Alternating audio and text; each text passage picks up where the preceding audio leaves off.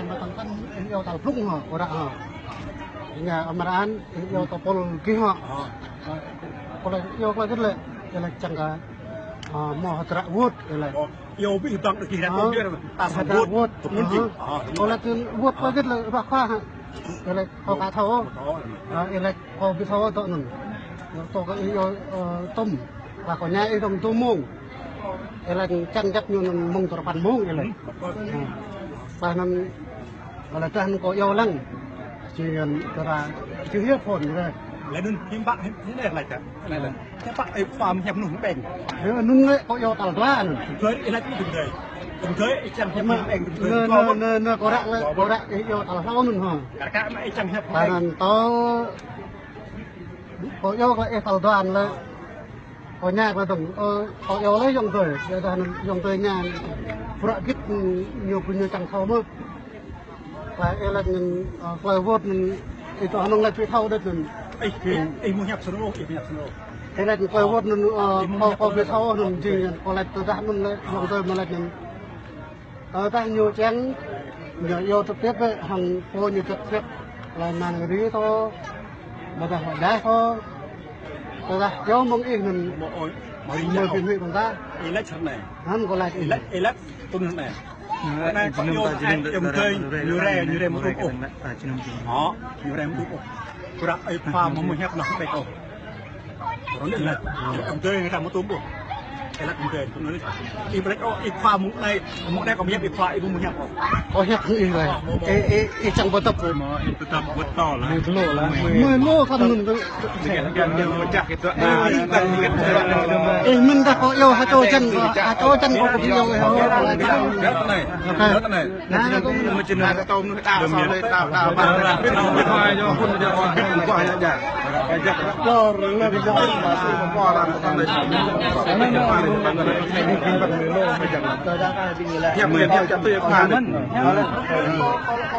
liên ta tâm linh xa cho đôi con lần thì lăng là phải cái gì thì lăng cái gì ngã tiếp tôm tươi kalau lại có mặt peraturan là group của Việt Nam lại lại chơi để mạng bạc Việt dài itu là nọc lời có một lại thì mạng bạc Việt có đi lại itu sudah harang lại có một anh đợi nữa biết năm lại có lại đừng có đi lại itu sudah harang lại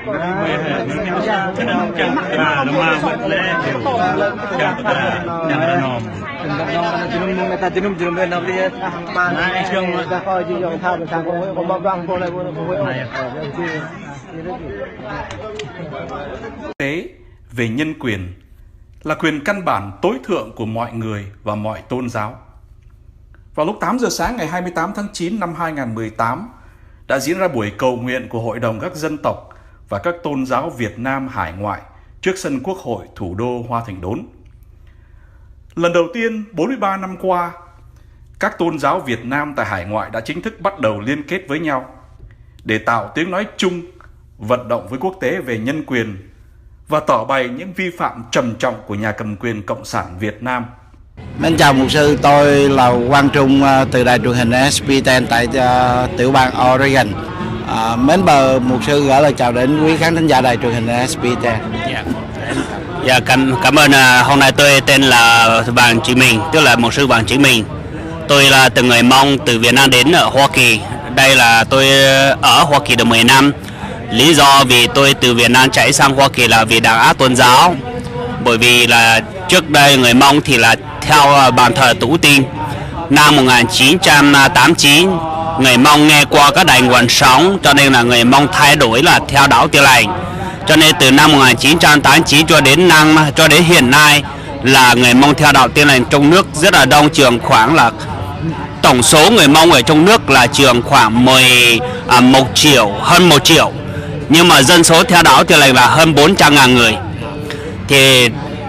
trong cái đoạn thời gian năm 1989 cho đến bây giờ là người Mông bị đàn áp lý do vì theo đạo Tin Lành là tôn giáo. Sau buổi cầu nguyện trước sân Quốc hội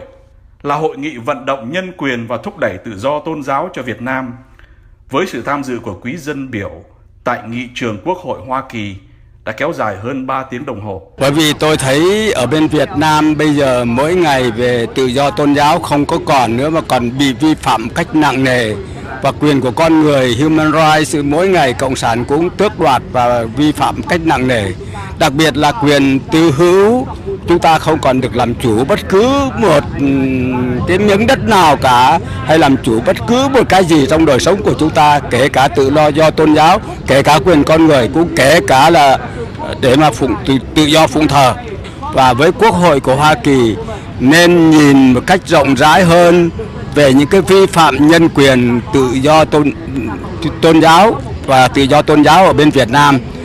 để đừng vì những cái lợi ích và về buôn bán mà quên cái đau khổ thật sự của chúng tôi là như là con người, như là công dân của những xứ tự do. Tiếp theo là cuộc tuần hành và cầu nguyện trước tòa Bạch Ốc. Dạ thưa anh, thưa quý khán giả, tôi là một tù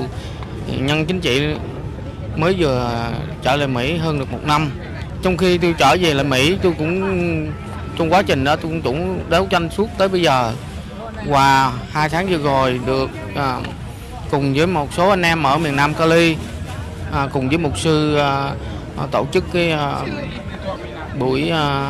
ra mắt đại hội cộng đồng các tôn giáo các sắc tộc. Nói chung là một lần đầu tiên tổ chức cái đại hội này cùng với 30 dân tộc anh em và 7 tôn giáo lớn. Cái lần đầu tiên cảm giác em rất xúc động bồi hồi, và em tin tưởng sau cái đại hội này, những tôn giáo, những người còn quan tâm đến đất nước Việt Nam, xin quý vị hãy cùng với chúng tôi đấu tranh cho dân chủ, dân quyền cho Việt Nam. Nếu chúng ta thờ ơ thì đất nước chúng ta ra sao? Nạn Trung Quốc nó xâm chiếm và dân tộc chúng ta, con cháu chúng ta sẽ gì đâu. Tôi nghĩ rằng quý vị nên quan tâm nhiều hơn nữa cùng với những người đấu tranh trong và ngoài nước để có tự do, dân chủ, dân quyền cho Việt Nam và cho con cháu tương lai giống nòi dân tộc chúng ta. Buổi vận động nhân quyền được kết thúc bằng đêm dạ tiệc thân mật trong thân tình và những ước vọng của quý vị lãnh đạo tinh thần các tôn giáo hải ngoại trong một Việt Nam thật sự tươi sáng. Chúng tôi, phóng viên Oregon, tường trình cho SBTN từ thủ đô Hoa Thịnh Đốn.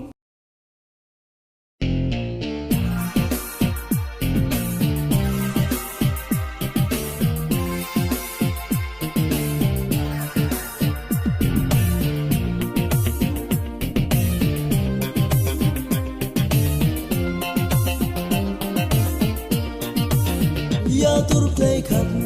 im rừng chẳng tút huế câu Joa play bát xiao mau tâm răng xa lăn la tút play khắp rừng chẳng tút huế câu Thế xóa say lại mau ta tan chiếc play tìm Đâm trong ô tút play khắp hông lăn lăn la Đâm trong ô tút play khắp hông play blue blue Ráng ta play khắp Tốt chấp làm tụi Giêsu, mau play đắp bên hàng, yêu trăng làm tụi Giêsu, yêu tụi play khắp, im trăng chẳng tụi huế câu, Joa play bát xiao, mau tâm trăng xa lăn la, yêu tụi play khắp, im trăng chẳng tụi huế câu, cái xóa say lại, mau ta tan chiếc play tìm, đâm trong ô tút. Play khắp hông lăn lăn la Đâm trong ô tút Play khắp hông play blue blue Đã ta play khắp Tốt chấp làm tụi Giêsu Mau play đắp bên hàng Yêu mà trăng làm tụi Giêsu